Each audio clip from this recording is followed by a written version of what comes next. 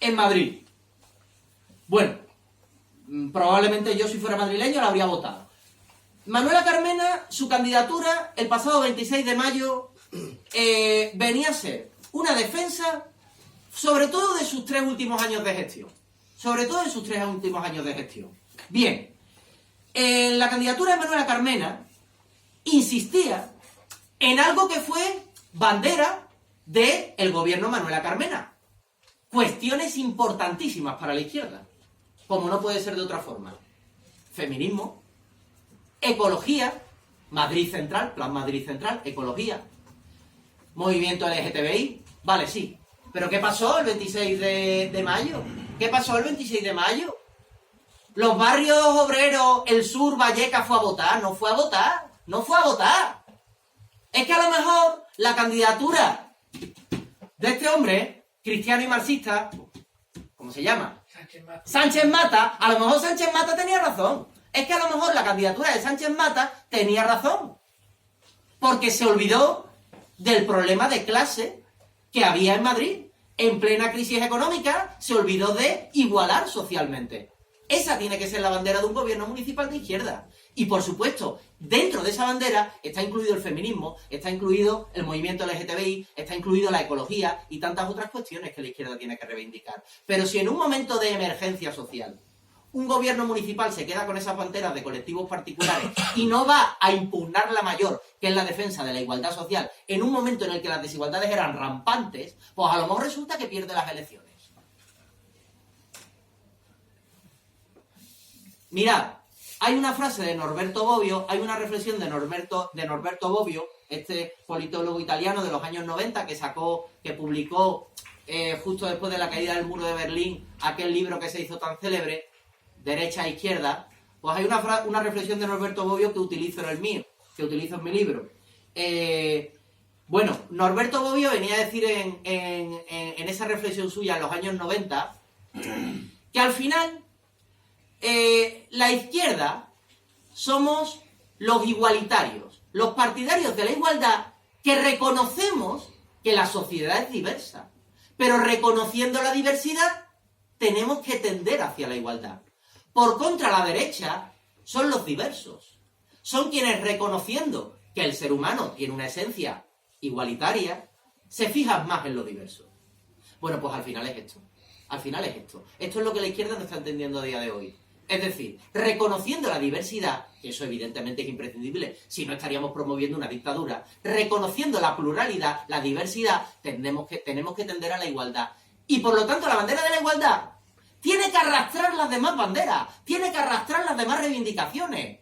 La madre del cordero sigue siendo la igualdad. ¿Pero qué pasa? ¿Que tenemos problemas a la hora de construir ese discurso igualitario? Pues claro, pues porque hay preguntas que no hemos respondido, que no hemos sabido responder. Bueno, pero planteémonos abiertamente ese debate.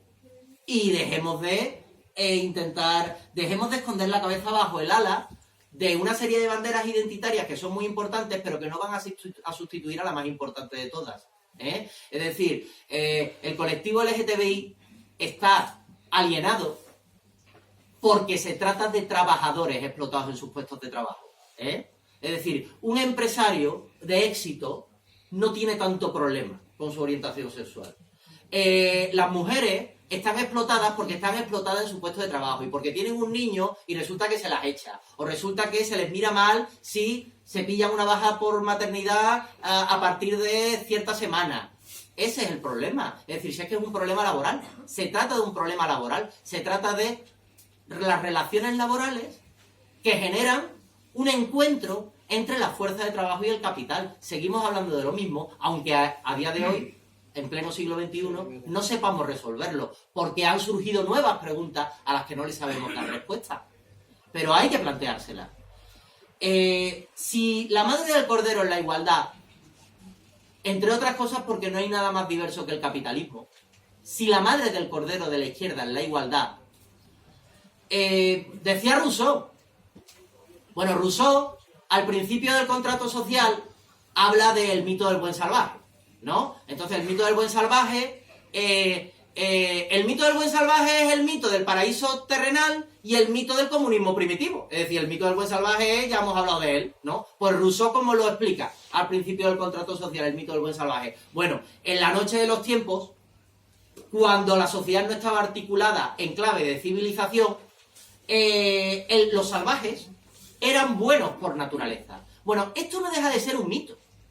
Esto es un mito que recoge el testigo de ideologías que en el siglo de la Ilustración ya habían envejecido y que entonces Rousseau lo que hace con ella es revitalizarla a través del mito del buen salvaje en el contrato social. Pero justo después de plantear el mito del buen salvaje, a continuación Rousseau se pone a escribir sobre la realidad social.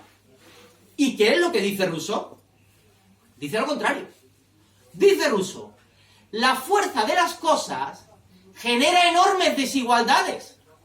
Para eso está la ley, es decir, el Estado, para compensar esas desigualdades.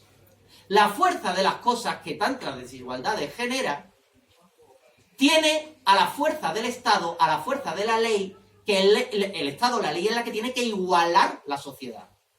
Ese es el mensaje de Rousseau. Y esos fueron los estados del bienestar. Esa fue la praxis del bienestar de posguerra. Y es la praxis que hay que recuperar a nivel global. Yo no entiendo a alguien de izquierda que no defienda el Estado. Porque no defender el Estado o decir que los gobernantes, que entre todos hemos votado democráticamente a nuestros gobernantes y ahora después de haberlos votado y habernos dado la oportunidad, ahora les decimos que no nos representan. Yo no entiendo a alguien de izquierda que grite no nos representan. En una democracia, en una dictadura sí, pero en una democracia en la que se ha votado, mal que bien, con todos los defectos que le queramos poner a nuestra democracia, en la que se ha votado al representante político y este se convierte en presidente del gobierno y ahora digo que no nos representan, pues que me lo expliquen porque eso no lo entiendo. Y no entiendo a alguien de izquierda que lo diga. Por supuesto que nos representan. En democracia los gobernantes por supuesto que nos representan. Y son los que se encargan de que funcione el Estado.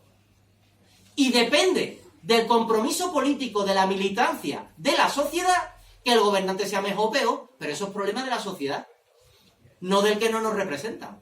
Por supuesto que nos representan y nos representan mucho en una democracia. Entonces no entiendo a alguien de izquierda que no defienda la ley, que no defienda el Estado, porque no defender el Estado es no defender la escuela pública. Es que la escuela pública es ley y es Estado.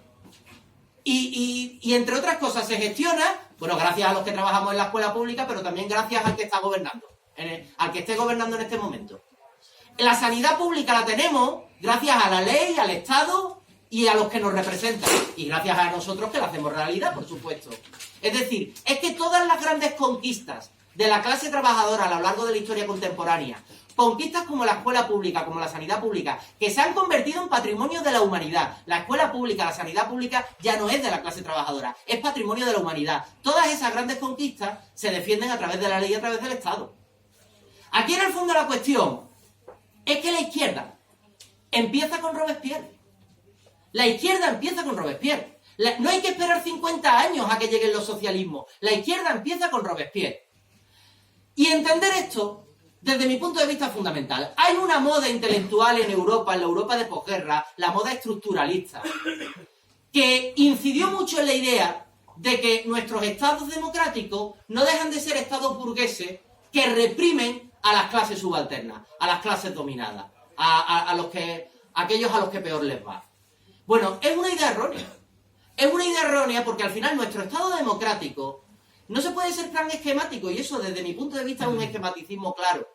Nuestro Estado democrático es fruto de un Estado burgués, de un Estado moderno, que evoluciona a lo largo de 200 años de historia, se democratiza y las clases subalternas, la clase trabajadora, logra hacer hegemonía y conquistar espacios amplísimos dentro de lo que antes era el Estado burgués, que ya no se puede llamar Estado burgués, es el Estado democrático.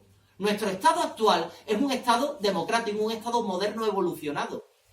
El germen es el Estado burgués, las Cortes de Cádiz, pero ese Estado se ha desarrollado a lo largo de 200 años hasta el punto de realizar grandes conquistas sociales que ya ni siquiera son patrimonios de la clase trabajadora, son patrimonio de la humanidad. La escuela pública es un patrimonio de la humanidad. La sanidad pública es otro patrimonio de la humanidad. Y por eso es importante entender a Robespierre.